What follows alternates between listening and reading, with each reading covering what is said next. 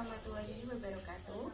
Perkenalkan, nama saya Yuni Nur Hidayah, NIM 3430190088 dari kelas PGSD 6A. Di sini saya akan membawakan dongeng berjudul Penggembala yang Sombong. Penggembala yang sombong. Di sebuah desa hiduplah dua penggembala bernama Andi dan Yono. Seperti biasanya, mereka menikmati tidur siang di bawah pohon sambil menemani domba-domba mereka makan rumput di ladang. Ketika Andi dan Yono sedang beristirahat, tiba-tiba datanglah seorang kakek-kakek yang menawarkan dirinya untuk mengembala domba-domba milik mereka. "Permisi nak, apakah kalian membutuhkan seseorang untuk mengembala domba-domba kalian?" ucap si kakek. "Tidak. Untuk apa aku mengembala domba? Buang-buang uang saja. Aku sudah punya anjing yang bisa menjaga domba-dombaku," jawab Andi dengan acuh. Namun berbeda dengan Yono yang berdiri kemudian mendekati kakek sambil berujar, "Dengan senang hati, kek. Tapi saya tidak bisa menggaji banyak, kek. Apa tidak apa-apa? Untuk membayarnya seikhlasnya saja, nak. Yang penting kakek bisa diberikan tempat tinggal atau ikut tinggal di rumahmu untuk menumpang sementara, karena sebentar lagi akan ada badai besar yang akan datang sehingga kakek tidak bisa melanjutkan perjalanan," jawab si kakek. Kemudian Andi pun menjawab, "Omong kosong sekali, tidak mungkin ada badai. Bilang saja kakek hanya ingin mendapatkan pekerjaan, makanya kakek mengarang cerita.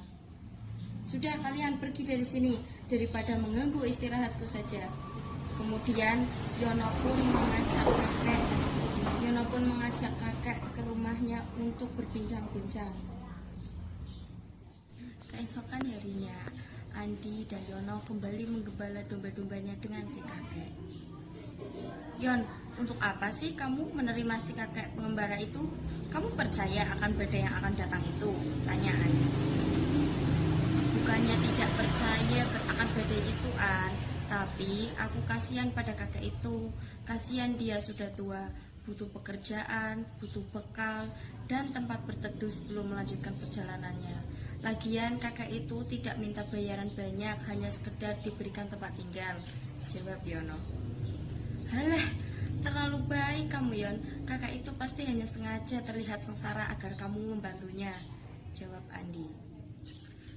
"Jangan berpikiran buruk pada seseorang sebelum kita mengenalnya, An. Lagian apa salahnya sih membantu orang yang kesusahan, An?" "Terserah kau saja, Yon. Kau sudah kuingatkan. Nanti kalau kenapa-napa, urus saja urusanmu sendiri," jawab Andi. Hari demi hari berlalu. Seperti biasanya, Yono mengeluarkan domba-dombanya. "Nak, jangan kau keluarkan dombamu hari ini, sebab badai akan datang," ujar si kakek. Badai itu beneran ada, kek? Saya pikir tidak mungkin. Sepertinya hari ini sangat cerah," jawab Yono kebingungan. "Badai itu akan datang, nak. Jadi jangan kau keluarkan dombamu. Coba kau lihat, bahkan ayam pun tidak ingin pergi jauh dari rumah, kan?" Yono mengamati di pekarangan kandang. Perkataan kakek itu benar. Ayam-ayam itu tidak pergi jauh. "Baiklah, kek. Lagi pula kemarin kakek membawa banyak rumput. Biarlah domba-domba itu makan rumput itu saja," jawab Yono dengan yakin. Namun berbeda dengan Andi, dia tetap mengembala dombanya ke ladang seperti biasa. Hingga dengan tiba-tiba cuaca berubah menjadi buruk. Badai besar datang. Domba-domba milik Andi pun berlarian ke sana kemari. Dengan panik Andi mulai meneriaki anjingnya.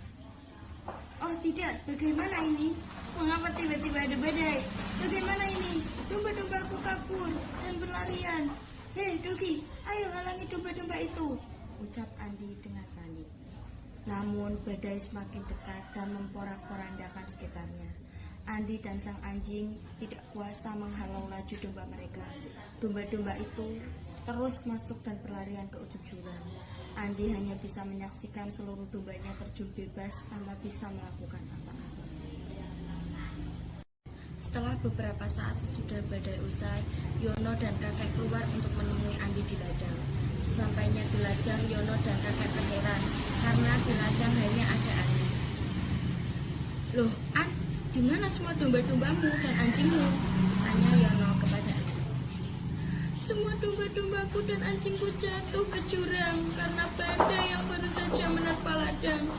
Habis sudah seluruh domba-dombaku," ucap Andi dengan perasaan sedih. "Yang sabar ya nak, semua telah terjadi, dijadikan pelajaran saja untuk lebih berhati-hati," ucap kakek. "Lain kali dengarkan nasihat orang tua ya An, kita tidak boleh berpikiran yang tidak baik terhadap seseorang, karena bisa saja ucapan orang tersebut benar," terang Yono.